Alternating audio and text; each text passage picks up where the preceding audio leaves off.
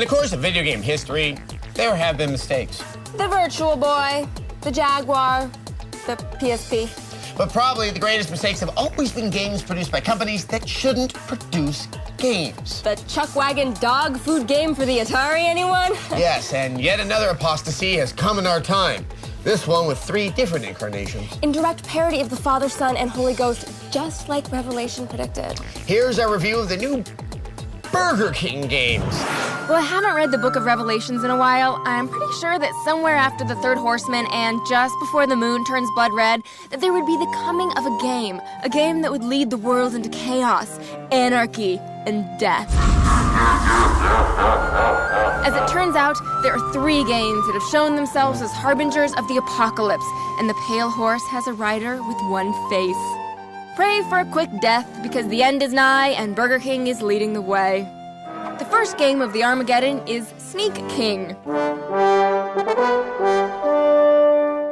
Imagine if Sam Fisher really did go rogue and decided to terrorize America.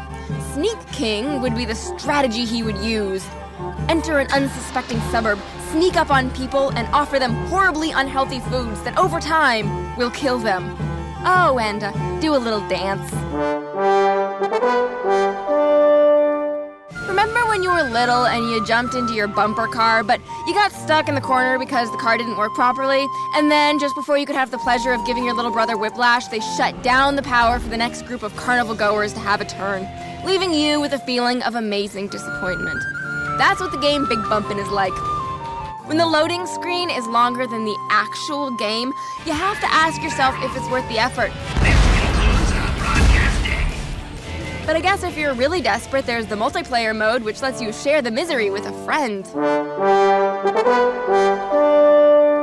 In Pocket Bike Racer, the final horseman of the apocalypse has traded in his steed for a very small bike.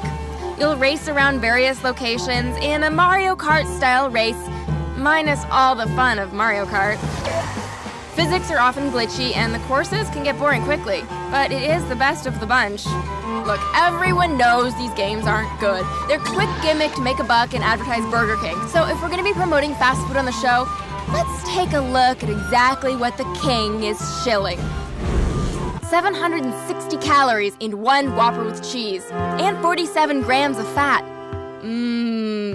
Or how about the chicken tenders? Only 780 calories with 43 grams of fat and 4 grams of heart disease-producing trans fats.